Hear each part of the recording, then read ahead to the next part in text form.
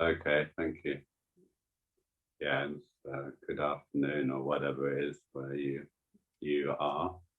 We're going to continue in the same vein this afternoon. So in a moment we'll do some chanting together. And I was talking a little bit about the throat, wasn't I? I think I mentioned it this morning as this place where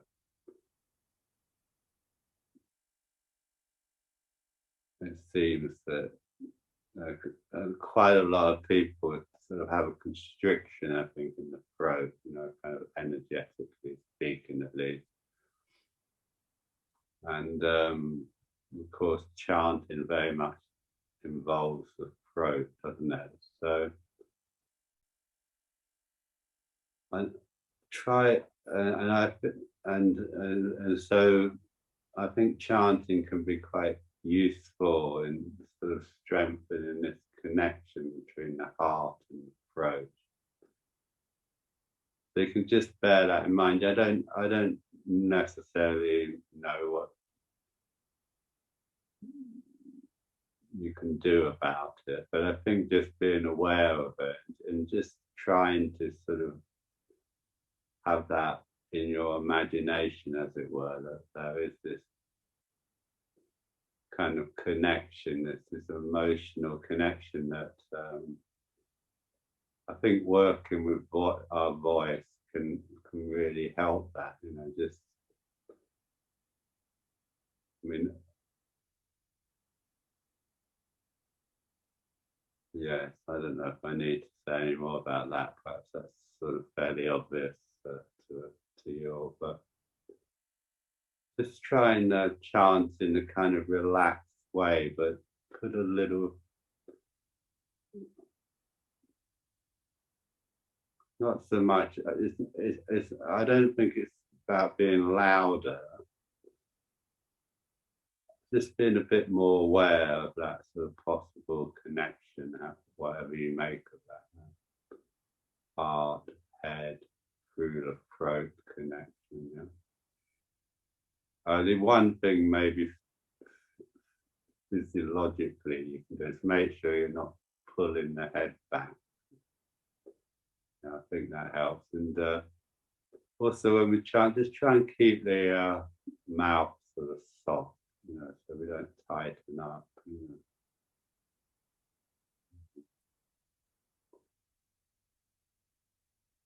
But with all of the things we do, really, we're working with trying to soften the body, sort of release the body, because it's got such a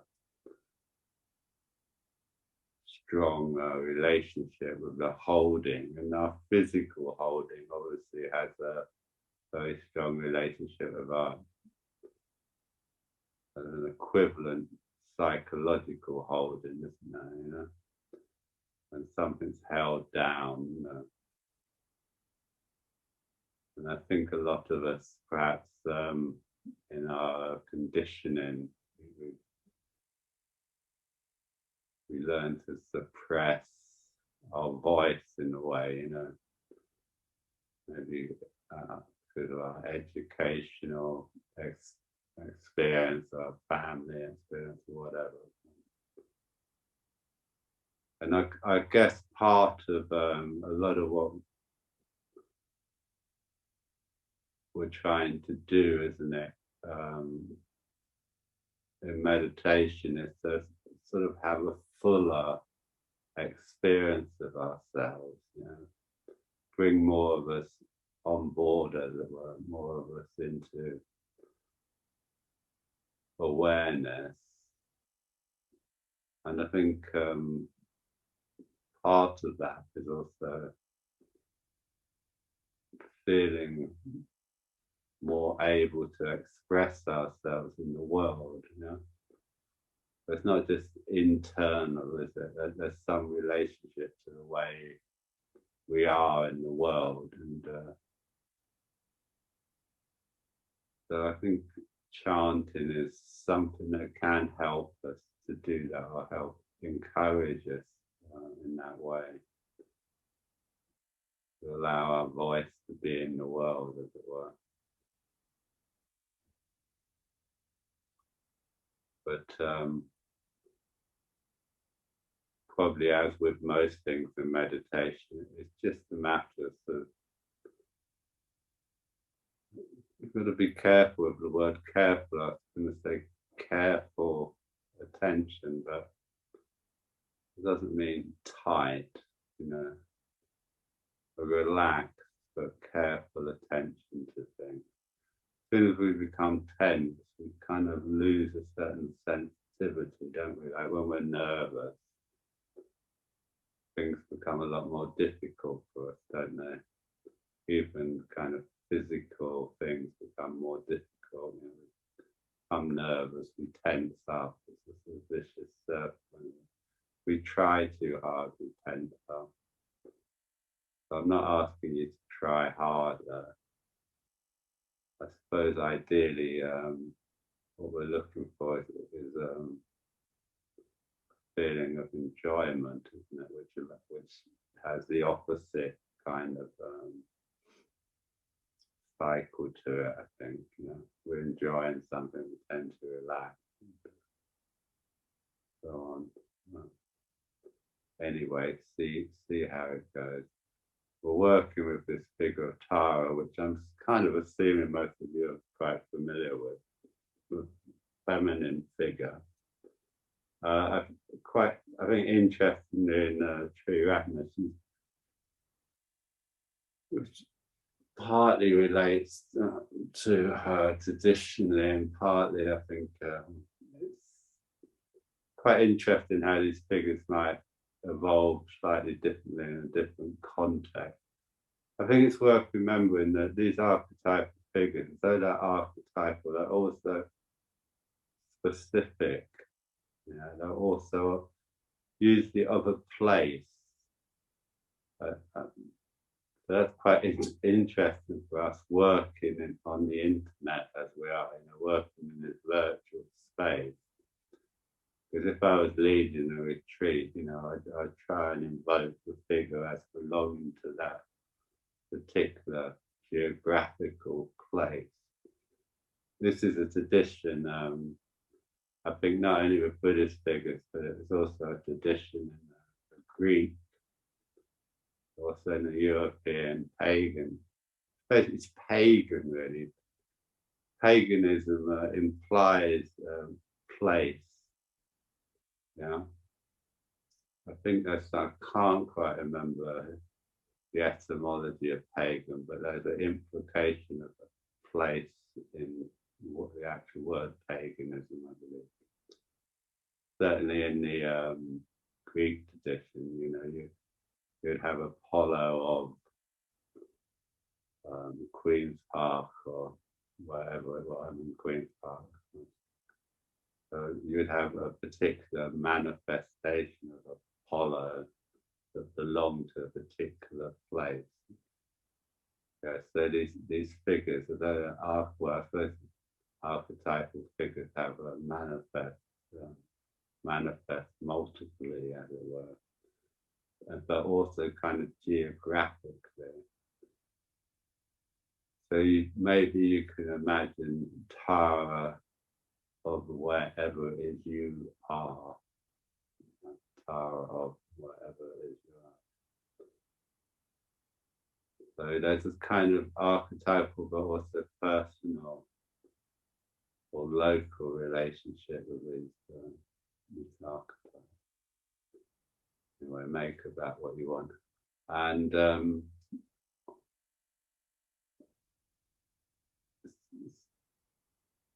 green is also a color which in the alchemical tradition is to some degree associated with the heart center, which is quite interesting.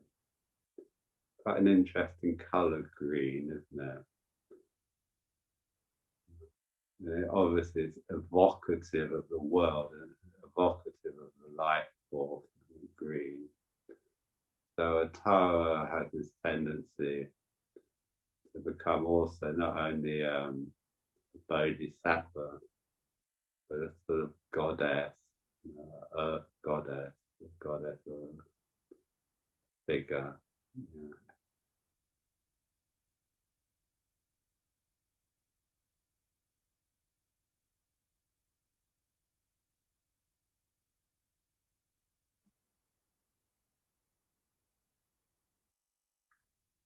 And to a certain extent, the feminine is sort of first. The bifurcation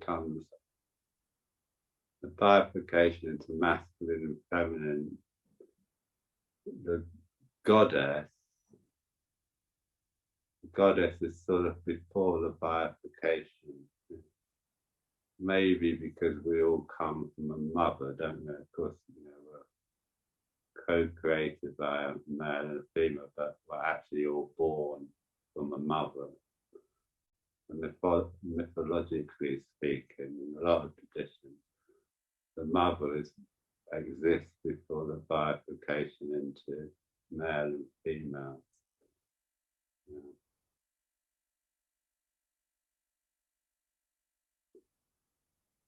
Anyway.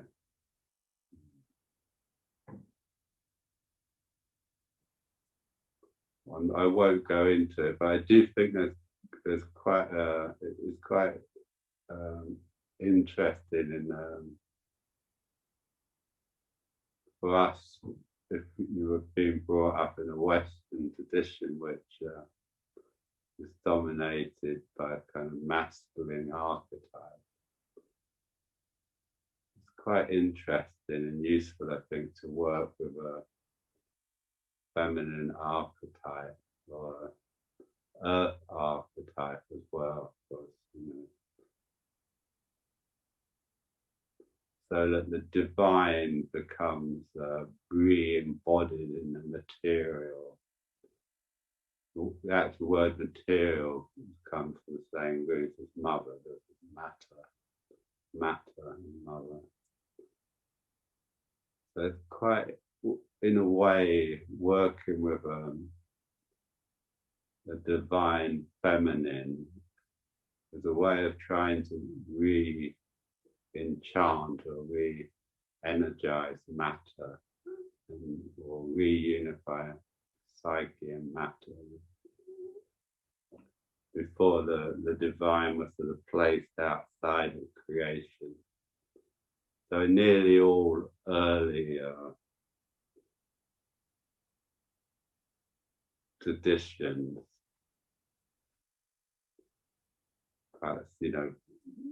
before the monotheistic traditions, the divine was understood as sort of manifest within matter. And when we get the monotheistic tradition coming in, the creator is outside, it's not inherent or within. But this is I think this is quite a nice way of imagining, if we're going to imagine a spiritual force. We don't imagine it as outside of us, as separate from us. We imagine it as actually within us.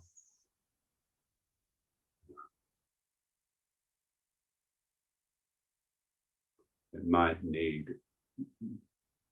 remembering. We might need to remember it. But it's actually already kind of there, it's immanent in everything. We participate in it just by virtue of being, just by virtue of existing.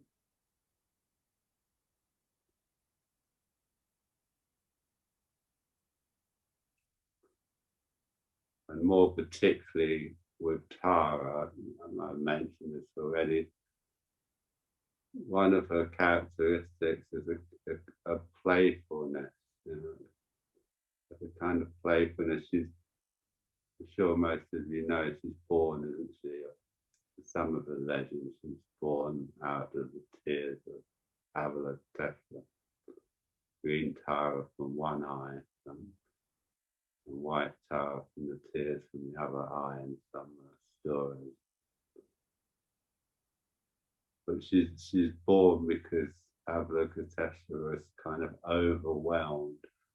I find it's quite an interesting little bit of mythology for our times, perhaps particularly in relation to the ecological crisis that we all face, the world faces. We all face because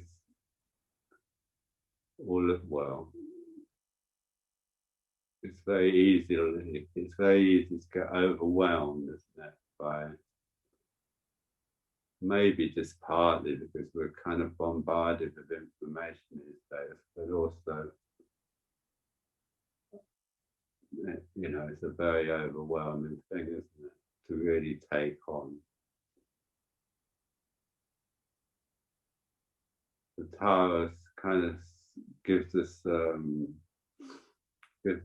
image of being able to fully engage without being overwhelmed, without losing our playfulness, our lila, as it were.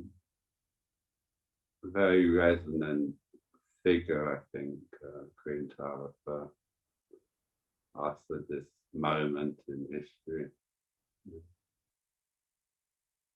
Some kind of healing, a very healing. Green is a very healing colour as well, isn't it? I think of it as.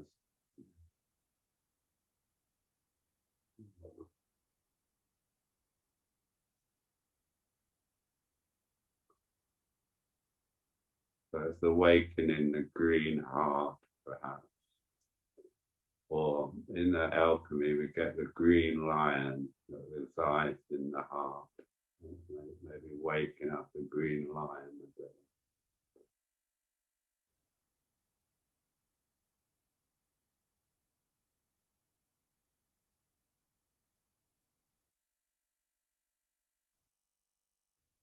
Okay, so we'll just sit quietly for a few moments and then we'll have the mantra.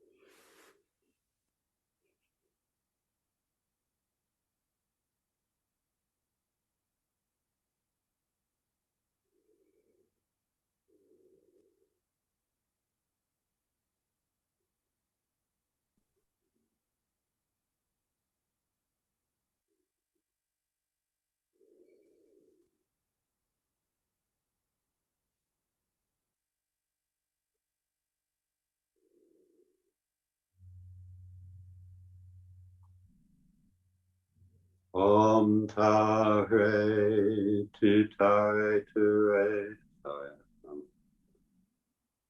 I'm going into the white Tara mantra. But I have another go.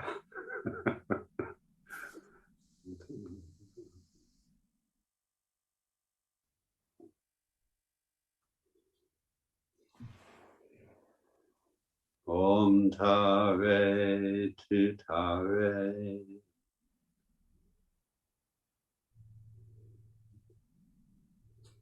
Hey, by the leader. Yes. Maybe you should start. I've got a mind. Are you going green or white? we'll go green, but I can't. No, you were right first time. Okay. Om Tare Tutare Ture Swaha. Om Tare Ture Swaha. Om Tare Tutare Ture Swaha.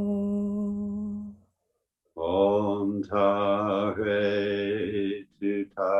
Ture Swaha. Om Tare Tutare Ture Swaha. Om Tare Ture Swaha. Om Tare Tutare Ture Swaha. Om Tare Ture Swaha. Om Tare Tutare Ture Swaha. Om Tare Ture Swaha. Om Tare Tutare Ture Swaha. Om Tare Ture Swaha. Om Tare Tutare Ture Swaha. Om Tare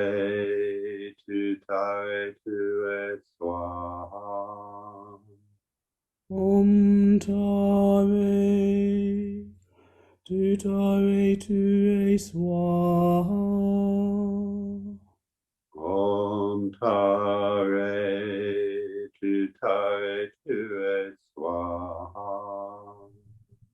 Om Tare Tutare Ture Swaha. Om Tare Ture Swaha. Om Tare Tutare Ture Swaha. Om Tare Ture Swaha. Om Tare Tutare Ture Swaha. Om Tare Ture Swaha. Om Tare Tutare Ture Swaha. Om Tare Ture Swaha. Om Tare Tutare Ture Swaha. Om Tare Ture Swaha. Om Tare Tutare Ture Swaha. Om Tare Ture Swaha. Om Tare Tutare Ture Swaha. Om Tare Ture Swaha. Om Tare Tutare Ture Swaha. Om Tare Ture Swaha. Om Tare Tutare Ture Swaha. Om Tare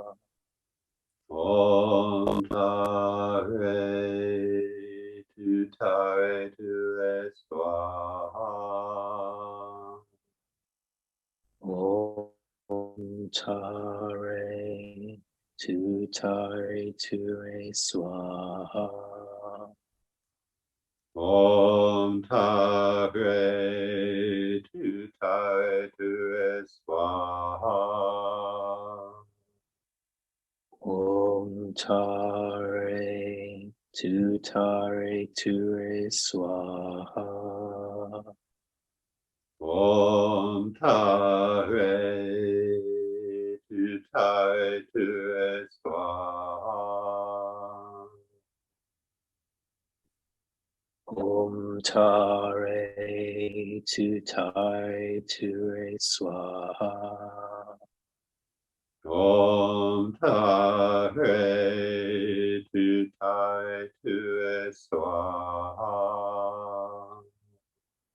Om Tare, Tutare, Ture, Swaha.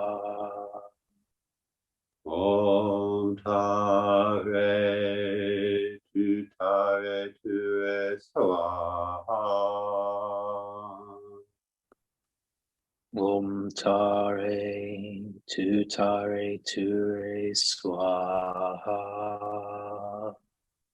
Om Tare, Tutare, Ture, Swaha. Om Tare, tutare, ture, swaha. Om Tare, Tutare, Ture, Swaha. Om Tare, tutare, ture, swaha.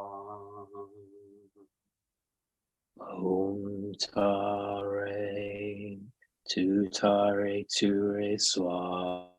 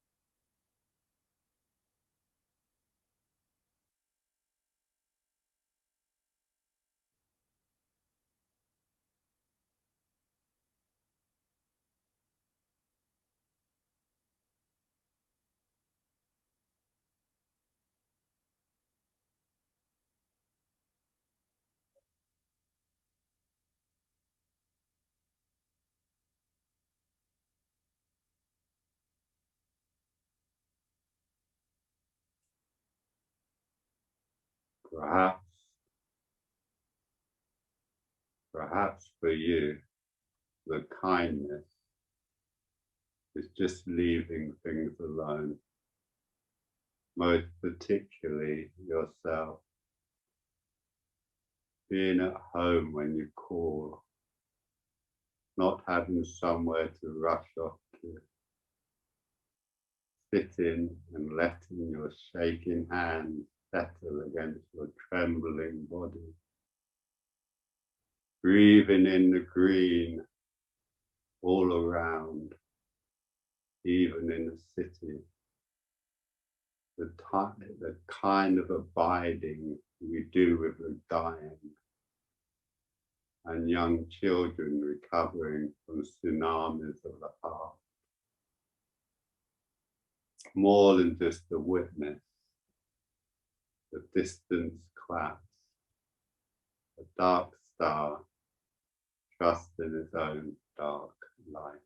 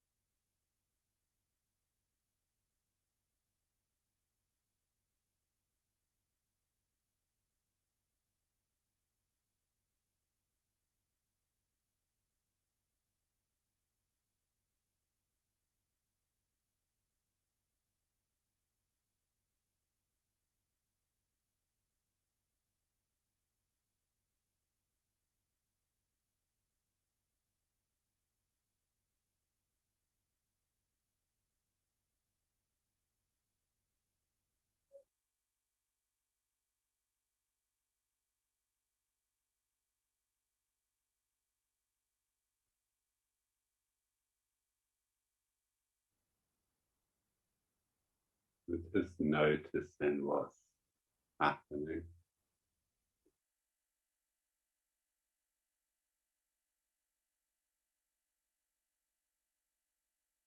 You can feel into some relationship between your kind of posture and your state of mind and what's going on. Not necessarily moving to correct it too quickly or just noticing.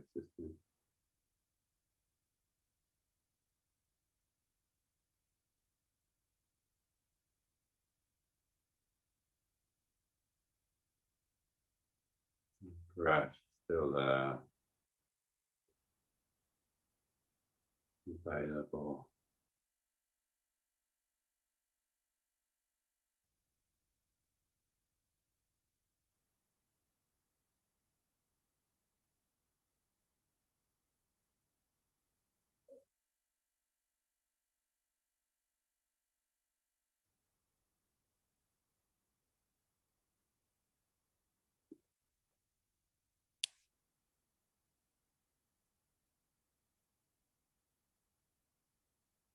World still there.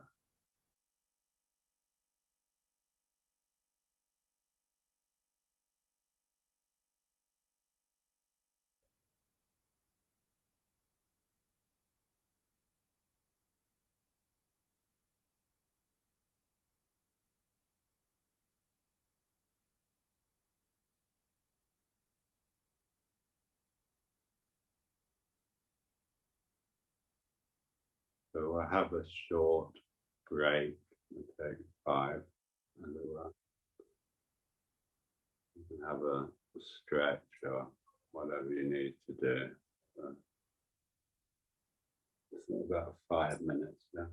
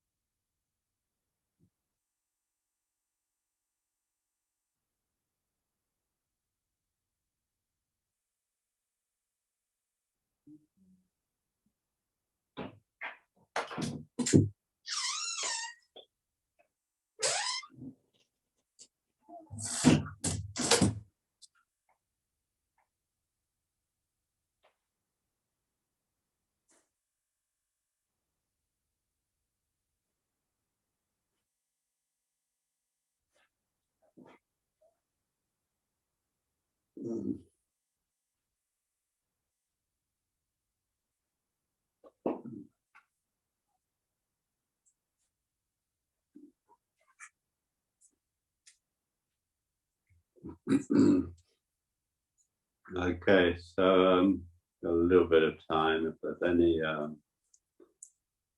as usual, any questions or comments or anything you want to say, please feel free. You can put it in the chat if you don't want to speak. It's quite nice to hear people speak, but it's up to you. Okay. Yeah, as usual, please just put your hand up electronically, as it were, if you'd like to be spotlighted to speak, or you can type your chat question.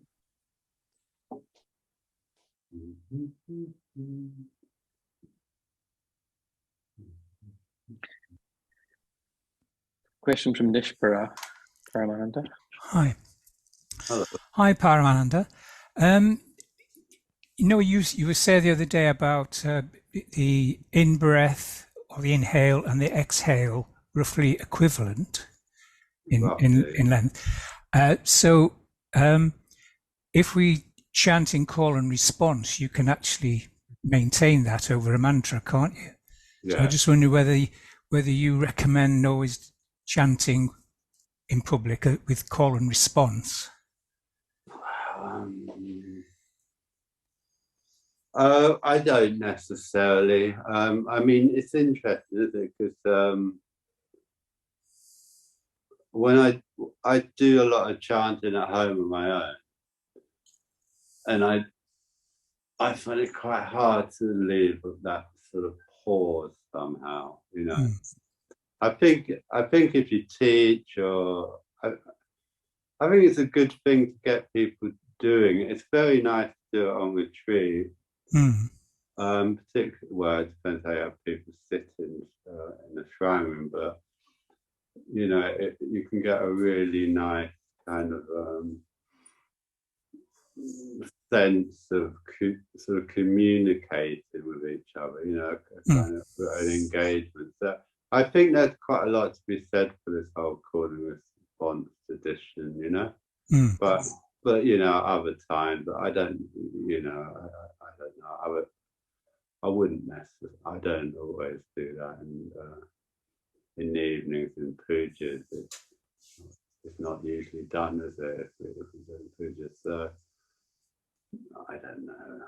I think it's an interesting thing to do, and I personally like doing it. But without, you know, I wouldn't say it should or shouldn't. So I'm non-committal, aren't I? Anyway, but yeah, I've just noticed that sometimes if you don't have call and response, and whoever started the mantra starts off at quite a lick, then you can feel quite exhausted at the end of it, rather than usually it's sort of calm and innovative, energized. Yeah.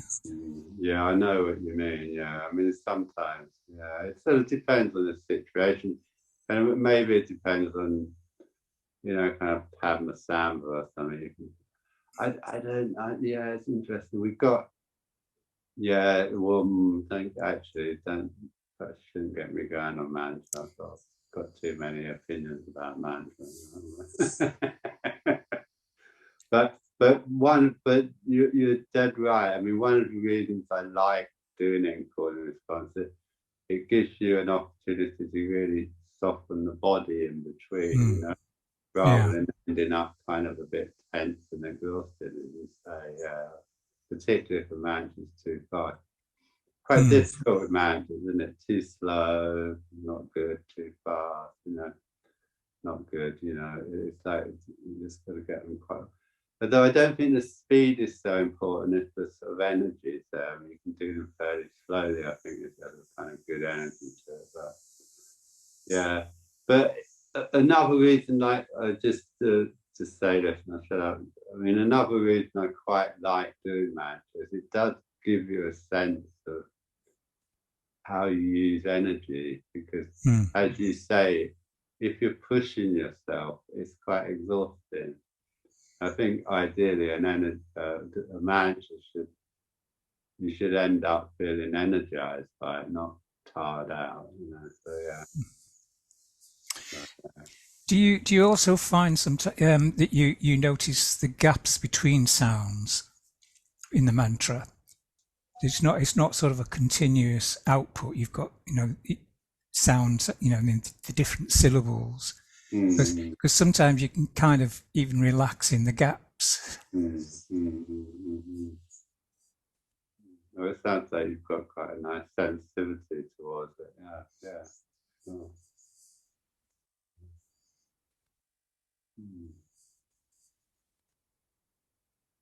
I think in a way we should try and find a way of doing it that we enjoy it. That's the most important, really, rather than, you know, thinking in terms of it being a right or wrong way. But there's a kind of, you know, what's kind of useful for us, you know, what opens. I think mantras are there to open us up in a way, aren't they? To sort of what we might call other power. Interpret that how you want, but something a bit beyond our normal consciousness.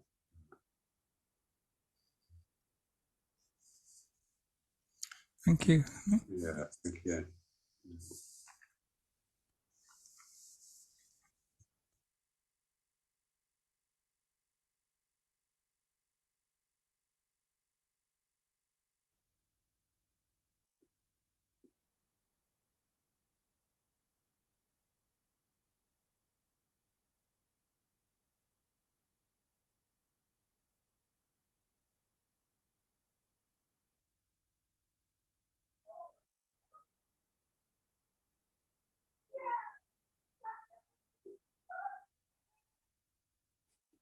If you can hear that, my neighbour getting very excited about something. We've got a question from Lucy Paramananda. Lucy. Hi, Paramananda. The thing about the closing of the throat, I've noticed that really strongly in myself in the last year through doing body work. Yeah. And sometimes it's it's almost excruciating how closed the throat can be. And I just found it really interesting how you talked about the heart being open to the throat and the throat being open to the heart. And I wondered if you had any more advice on how to help open the throat.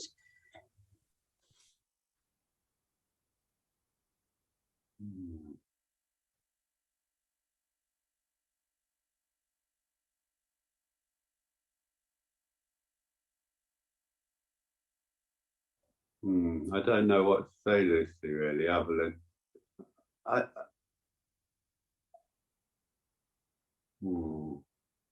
I mean, I would recommend. I would recommend vocalizing in some ways. You know, learning to. You know, I don't know what that's like for you, but I think personally, I have found chanting really helpful in that area. You know, so I would recommend that. I'm not sure quite what else. I think the other thing from what we're doing is being careful about the position of the head, really. You know? Yeah, what you were saying about the head tilting back, so the forehead going up, I've definitely noticed that when I'm in meditation. Yeah, the chin raising. And I think you're right. I think there's a link maybe with our culture. We don't make sounds that are seen to be unpleasant or, you know, alarming to others. And the idea of free vocalization, I find quite an alarming concept, to be honest with you. You creep up behind someone and do it. Yeah. And it, Yeah, you know, yeah. Sorry. No, I was just going to say, you know, I practice in a family house and I'm aware of others and non-Buddhists, and I think, what on earth, they're going to think mum's gone bonkers. Yeah, well, yeah, they might, yeah. The only other thing I'd say about it is if you start the out breath before you start the vocalization, that makes sense. So then you don't get this sort of tensing up, you know? Yeah. And the other thing you get taught to do if you ever do any Alexander voice work, they get you to move from talking to singing without a gap. You know, it's the same kind of idea. So you've already got a kind of flow, and then you just so you start off talking and just go into singing. I mean, Manch is not quite singing, is it? But it's the same, similar. But I find it quite useful if you can sort of feel it, can't you? If you start with the out breath, there's a kind of catch there, you know, a little moment of kind of tension. If the out breath is already flowing, it sort of smooths it out a bit, I think. I mean, voice, it's very, I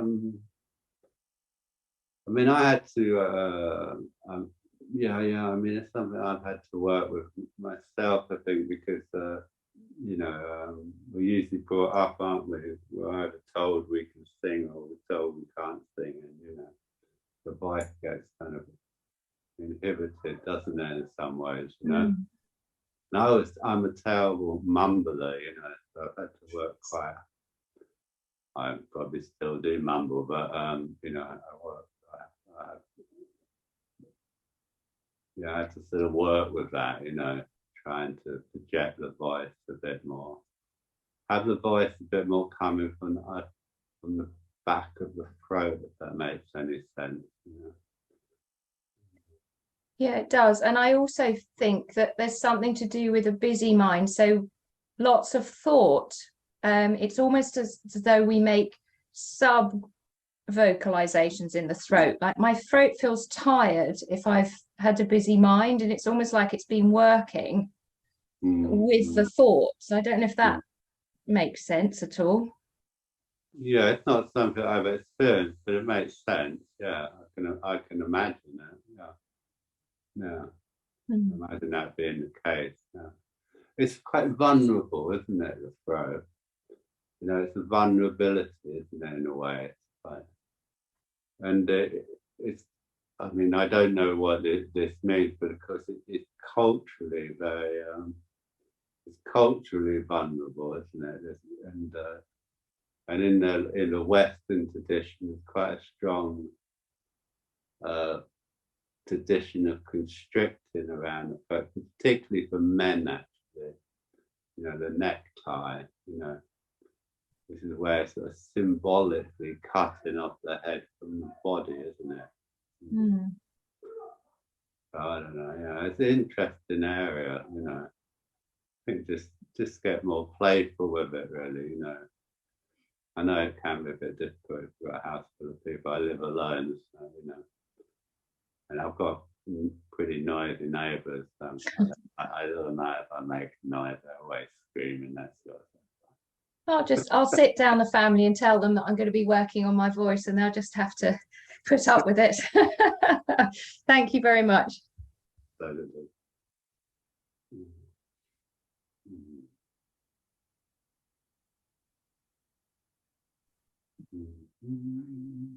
About 6 minutes left, Paramanda, so time for one more.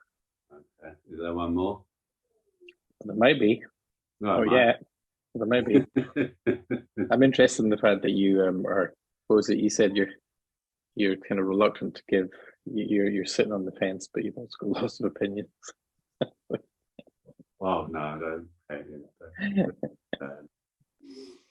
No, I don't want to go there.